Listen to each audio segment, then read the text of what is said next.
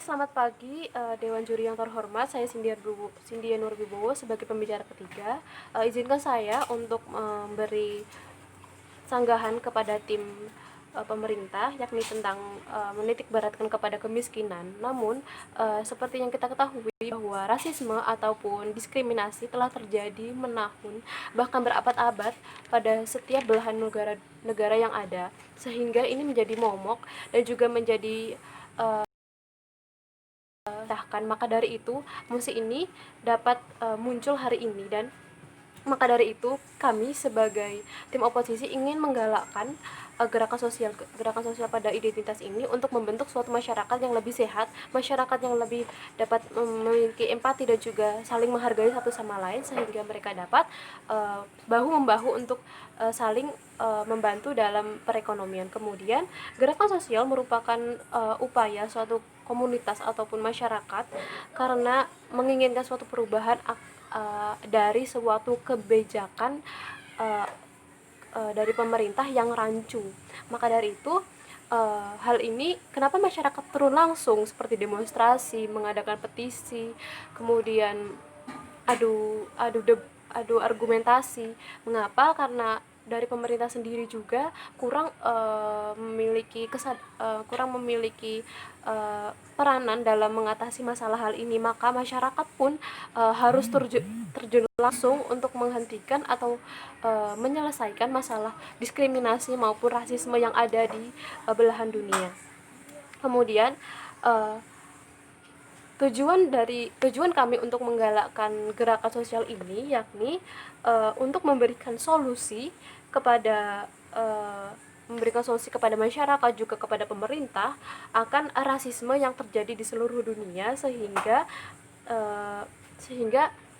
masalah rasisme yang sudah membudaya ini dapat terselesaikan. Seperti yang kita ketahui, karakteristik masyarakat saat ini cenderung sangat acuh, mereka tidak menghargai satu sama lain, mereka saling mengujar kebencian, dan juga seperti yang saya kutip dari Tirto ID, diskriminasi di Jepang menekan angka 4.252 baik laki-laki maupun perempuan, dan 25% warga asing di sana tidak memiliki pekerjaan karena mereka bukan salah satu kelahiran dari negara Jepang tersebut. Kemudian pada usia 18 kemudian pada ada angka 42,9% laporan atau sekitar 1.826 orang mengatakan tentang bukti bahwa ujaran kebencian di Jepang memang sangat tinggi sekali karena perbedaan etnis tersebut.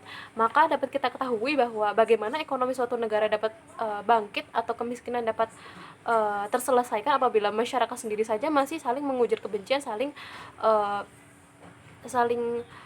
menjatuhkan satu sama lain. Kemudian tidak ada kemudian apa sih dampak dari diskriminasi ini atau rasisme ini jika terus berlanjut? Pertama, lingkungan sosial yang buruk akan menjadi lingkungan sosial yang buruk bagi anak-anak. Kedua, menjadi masalah internal jika ini terus berkelanjutan, maka akan ada perang antar etnis ataupun perang antar warga negara, dan sehingga peperangan internal, sehingga baik dalam pemerintah, baik dalam perekonomian akan menjadi tidak stabil karena ada peperangan internal tersebut.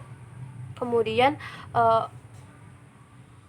otomatis apabila pemerintahan tidak stabil, maka perekonomian pun juga tidak akan stabil, atau bisa dikatakan bahwa negara tersebut memulai kehancuran dirinya sendiri karena masyarakatnya sendiri sudah hancur dan saling menyakiti satu sama lain. Kemudian maka kami memprioritaskan identitas menjadi solusi terbaik untuk jangka panjang. Kami ingin menyelamatkan, kami ingin menjaga negara tersebut atau suatu negara untuk tetap utuh, karena fondasi utama dalam suatu negara untuk tetap berdiri tegak adalah dari masyarakat itu sendiri. Dengan kami harapkan dengan gerakan sosial ini masyarakat akan teredukasi, masyarakat akan masyarakat akan memicu atau menyadarkan mereka tentang empati dan simpati satu sama lain, sehingga apabila ada empati ini maka mereka akan saling membantu satu sama lain dalam ekonomi, serta ekonomi itu akan dapat diperbaiki lagi karena mereka saling membantu. Maka kemiskinan pun dapat terhentikan, dapat terselesaikan. Dua hal sekaligus langsung dapat terselesaikan dengan gerakan-gerakan ini. Nah, jika pemerintah tetap terus menggalakkan bahwa gerakan sosial itu harus dilakukan uh, dalam kemiskinan saja, dalam perekonomian kelas bawah saja, maka tidak ada jaminan bahwa jika ekonomi mereka telah stabil, lalu mereka tidak akan saling mengujar kebencian, mereka tidak saling menyakiti, mereka tidak saling rasis satu sama lain. Karena jika tidak ada empati atau simpati satu sama lain, maka hal itu akan terus berulang hingga beratus-ratus tahun, itu tidak akan dapat terselesaikan. Maka dari itu, kami sebagai tim oposisi sangat tidak setuju dengan mosi hari ini, karena kami memiliki pandangan yang lebih jelas, pandangan yang lebih matang, dan juga kami ingin menjaga suatu negara tersebut tetap stabil, yaitu dengan menjaga masyarakatnya agar tetap saling memiliki empati satu sama lain, sehingga pemerintahan dapat stabil. Dan juga apabila pemerintah dan masyarakat stabil, mereka bisa saling bahu membahu membantu untuk membuat perekonomian yang lebih baik lagi. Itu saja dari saya, sekian, terima kasih.